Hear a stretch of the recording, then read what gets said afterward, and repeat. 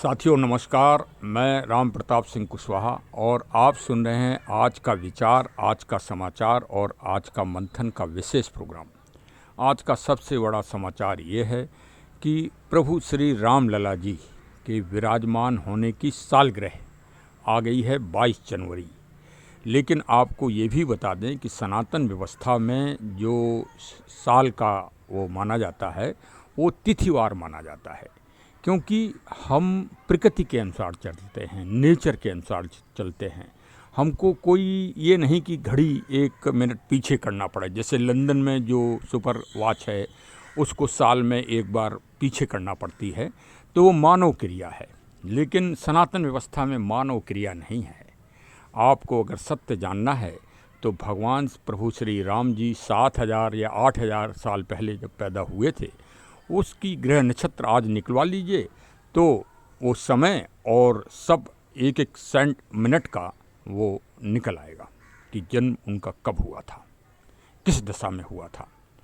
ये यथार्थ है, यही शाश्वत है कि सनातन व्यवस्था या हिंदू व्यवस्था तिथि के अनुसार चलती है। तो वो द्वादश तिथि जो कच्छप तिथि थी जिसमें भगवान श्री राम लला जी विराजमान हुए, और तो वो 11 जनवरी को पड़ रही है, 11 जनवरी 2025 को। तो आप विराजमान दिवस मनाइए पूरे अध्यात्म और पूरे अपने विश्वास और श्रद्धा के साथ। भगवान शिव ने श्री रामचरितमानस के प्रारंभ में ही कहा है कि श्रद्धा और विश्वास 2 चीज़ें ही से ही आप ईश्वर की प्राप्ति व ईश्वर के दर्शन व अपने शरीर में सकारात्मकता का भाव ला सकते हैं। पॉजिटिविटी का भाव, यथार्थ और सत्य का भाव। सत्य ही ईश्वर है, सत्य ही राम लला हैं। अब कैसे सत्य हैं आपको ये भी बताएं, क्योंकि प्रश्न तो उठता ही है और आज के बच्चे नवयुवक तो तुरंत प्रश्न करते हैं कि आपने ये शब्द कैसे कह दिया। तो चलिए मैं उन सब की जिज्ञासाओं को इस ब्लॉग के माध्यम से कुछ संतुष्ट करने का प्रयास कर रहा हूँ। अर्जुन को जब भगवान श्री कृष्ण जी ने गीता सुनाई तो गीता का अर्थ ही यही है कि हे मनुष्य, हे अर्जुन, तर्क करो, जिज्ञासा करो, और जब सही उत्तर मिल जाए, शाश्वत उत्तर मिल जाए, तब ही विश्वास करो। इधर उधर की बातों पे विश्वास मत करो। हाँ, तर्क करके विश्वास करो। आप मानव हो, आपको आप में कल्पना शक्ति और विचार शक्ति दी गई है। जो दुनिया के 84 लाख जो जीव और जंतु हैं उनमें से सिर्फ मानव प्राणी के पास है। तो आप श्री राम लला जी की आप सत्य यात्रा देखिए। हाँ, सत्य राम लला जी भी उसी तरह जीवन यात्रा जी रहे हैं जैसे एक मानव जीता है। हाँ, क्यों ये बात मैं इसलिए कह रहा हूँ कि ये ब्लॉग बनाने वाला मैं एक पूरी दुनिया में एक ऐसा व्यक्ति हूँगा कि जो पुलिस में रहा हूँ, पुलिस विभाग में कार्यरत रहा हूँ, और गर्भगृह में जाकर मैंने ड्यूटी भी दी हो। देखिए, किसी ने गर्भगृह में पंडित जी जैसे गए होंगे तो पुलिस में नहीं हो सकते, और अगर पुलिस में भी कोई हो सकता है तो ब्लॉग नहीं बना सकता है। तो हम अनमोल व्यक्ति है भाई। हाँ, इसलिए हमारी बात को बड़े ध्यान से सुनिएगा। हाँ, हम भगवान राम लला जी पे विवेचन कर रहे हैं। हम क्योंकि पुलिस भाई जैसा अन्न खाओगे वैसा आपकी मनोदशा होगी। ये तो भगवान श्री कृष्ण जी ने विदुर का जब केला खाया था, केले के छिलके, और दुर्योधन का यज्ञ वो भोजन जो उन्होंने किया था, राजसू यज्ञ, उसका तिरस्कार किया था, तब उन्होंने कहा था कि जैसा खाओगे वैसा ही आपका मन होगा।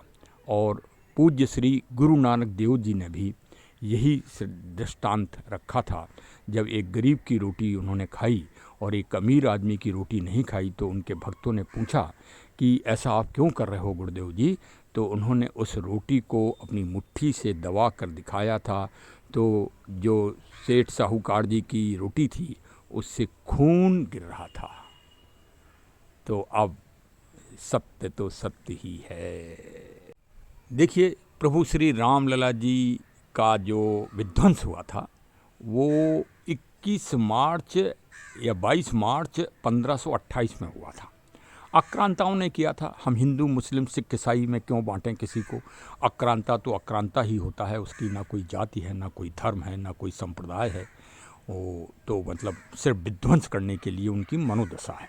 तो उस विवाद में हम नहीं पढ़ना चाहते, लेकिन ऐसा हुआ था। तब भी भगवान प्रभु श्री राम लला जी वहाँ राम लला के रूप में ही थे। फिर उन्होंने स्वतंत्र भारत में पूरा अपना मुकदमा लड़ा, स्वयं ही वादी रहे हैं।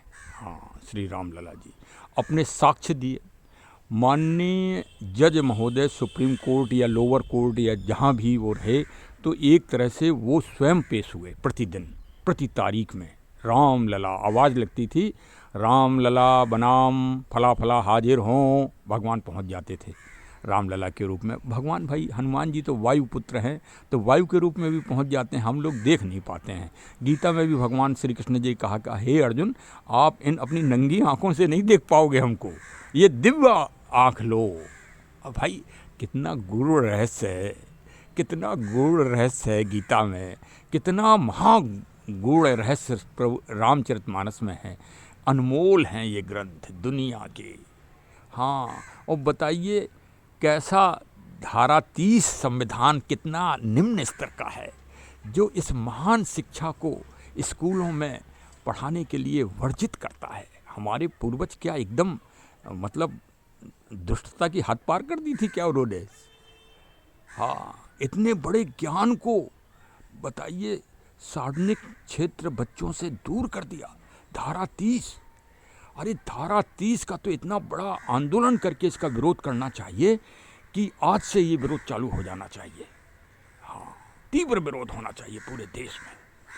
कैसे आप इतने बड़े महान ज्ञान को आप वर्जित कर रहे हैं? जब सभी संप्रदाय और सभी पंथ के लोग अपनी अपनी शिक्षाएं दे रहे हैं स्कूलों में, तो ये शिक्षा क्यों नहीं दी जा रही है जो अखंड है, जो अवर्चनीय है, जो मूल है? भाई मूल शिक्षा है ना ये।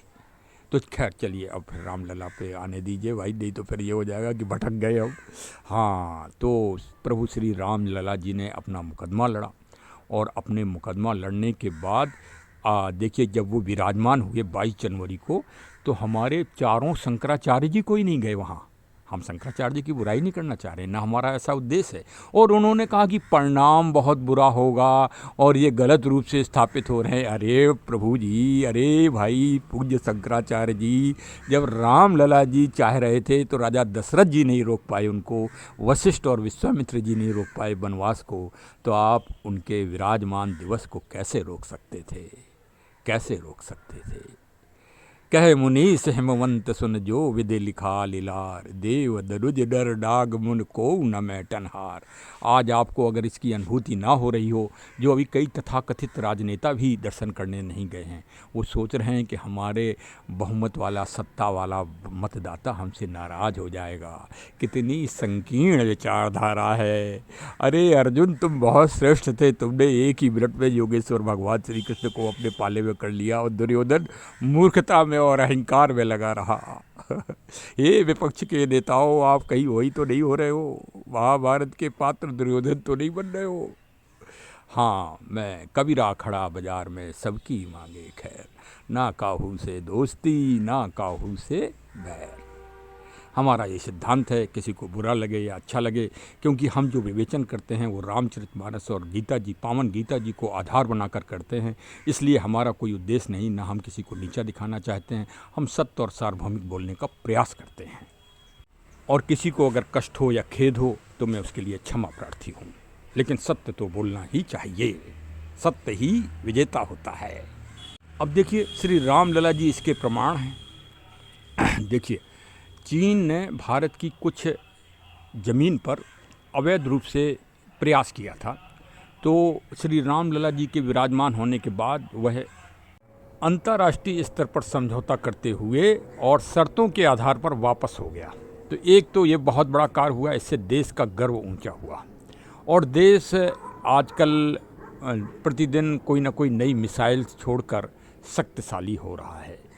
तो प्रभु श्री राम जी का जो सिद्धांत है, जननी जन्म भूम स्वर्गादपि अपगृह्यते, तो जननी तो ये भारत देश ही है हम सब नागरिकों का, तो ये तो सर्वोच्च शिखर पर होना ही चाहिए। अब देखिए, प्रभु श्री राम लला जी ने विराजमान होने के बाद अपना झंडा या अपनी कीर्ति किस तरह से फहराई। एक बात तो ये नोट कर लेना कि विराजमान दिवस 11 जनवरी को अपना अपना झंडा जो पुराना लगा है, फट गया है, उसको बदल के नया झंडा लगा देना। हाँ, किसी को वो नहीं, ये तो हमारी संस्कृति है झंडा लगाने की, और झंडा बदल के लगाते हैं हम, किसी को चढ़ाते या किसी को, वो हमारा उद्देश्य नहीं है। तो ये सभी लोग करना भाई। हाँ, अच्छा, अब देखिए, प्रभु राम जी को हम याद कैसे करते हैं, आज प्रश्न ये है। और राम जी अपना मुकदमा जीते कैसे, ये भी एक प्रश्न है। तो राम जी जो मुकदमा जीते वो शास्त्रों के साक्ष्य के आधार पर जीते। पूज्य श्री राम भद्राचार्य जी ने, जो हमारे माननीय सर्वोच्च न्यायालय के श्री चीफ जस्टिस साहब भी, और भी जस्टिस, जिसमें माननीय श्री कलीम उल्ला साहब थे, उनके सामने ये तथ्य रखा था। तो जैमिनी उपनिषद के माध्यम से, या जैमिनी ग्रंथ, सॉरी, हम उपनिषद में थोड़ा डाउट है, ग्रंथ के माध्यम से इस बात की पुष्टि कर दी थी कि राम जी का जन्म उसी गर्भगृह पे हुआ जहां आज श्री रामलला जी विराजमान हैं। तो अब सबसे बड़ा प्रश्न ये है कि ये साक्ष्य और एविडेंस कहाँ से प्राप्त हुई। तो स्पष्ट है कि शास्त्र के द्वारा प्राप्त हुई, वो भी जैमिनी ग्रंथ के द्वारा। अच्छा, अब श्री राम लला जी विराजमान हो गए तो उन्होंने अपने को पूरी दुनिया में कैसे आच्छादित किया, मतलब एक कदम आगे बढ़ाया, सकारात्मकता आके दिखाई देने लगी, पॉजिटिविटी। देखिए, हम सब जानते हैं अच्छी तरह से कि प्रभु श्री राम लला जी का पूरा वर्णन रामायण में है, जो वाल्मीकि जी के द्वारा लिखित है। लेकिन वो इतनी संस्कृत भाषा में, प्राचीन भाषा में क्लिष्ट है कि जन सामान्य नहीं समझ पाए। तब गोस्वामी तुलसीदास जी ने श्री रामचरितमानस को लिखा और प्रभु श्री राम जी की लीला घर घर में आच्छादित हो गई। तो सबसे बड़ा ग्रंथ तो श्री रामचरितमानस ही हुआ वर्तमान में। अब भाई, आप देख ही रहे होंगे कितने लोगों ने अपमान किया है। यहाँ एक सपा के विद्वान नेता हैं श्री स्वामी प्रसाद जी, और पटना बिहार के शिक्षा मंत्री पूर्व रहे हैं श्री चंद्रशेखर यादव जी। इन्होंने तो अपमानित करके और श्री रामचरितमानस को जलवा ही दिया। तो फिर श्री रामचरितमानस को प्रभु श्री राम लला जी ने ऐसी संयुक्त राष्ट्र संघ के जो मतलब उत्तराधिकारी लोग होते हैं उनको ऐसी मनोदशा दी, और भारत सरकार को, कि 13 मई 2024 को श्री रामचरितमानस तुलसीकृत सचित्र प्रभु श्री राम जी के चित्रों सहित वो विश्व स्तर पर आच्छादित हो गई और रजिस्टर्ड हो गई, और ये मान लिया गया कि श्री रामचरितमानस दुनिया में शांति, लोकहित और मानवता के हित का श्रेष्ठ ग्रंथ है। तो अब आप समझ गए। अब हम आपको एक और चमत्कार बता दें, जो विशेषकर वामपंथी और समीक्षात्मक और नकारात्मक लोगों के लिए, कि सिर्फ संयुक्त राष्ट्र संघ में ही नहीं, दुनिया के सबसे रिचेस्ट मुस्लिम कंट्री कुवैत में श्री अल बरून साहब और श्री अल नौशेर साहब, ऐसे महान भाव हैं, उनको कोटि कोटि नमन। उन्होंने भारत के वर्तमान प्रधानमंत्री श्री नरेंद्र दामोदर दास मोदी साहब को अचंभित और आश्चर्यचकित कर दिया। मोदी साहब को उतनी खुशी श्री राम लला जी के दर्शनों के समय नहीं हुई होगी विराजमान के दिन, लेकिन जितनी खुशी जब श्री रामचरितमानस का अरबी और पावन गीता जी का अरबी भाषा में उन्होंने अनुवाद देखा और दोनों महान भाव को देखा, तो मुंह से निकल गया, जय श्री राम, जय श्री राम, जय श्री राधे, जय श्री कृष्ण। पूरी दुनिया अवाक और हतप्रभ थी। लंका निश्चर निकर निवासा, यहाँ कहाँ सज्जन करवासा। तो राम जी की लीला देखी आपने कि कुवैत में भी, और उन दोनों महान भावों ने अपना पूरा जीवन लगा दिया इन ग्रंथों को अरबी भाषा में अनुवाद करने के लिए, और 2 साल से तो वो प्रतिदिन लिख रहे हैं। अब आपको चमत्कार समझ में आया कि राम जी की रामलीला कहाँ कहाँ पहुँच रही है।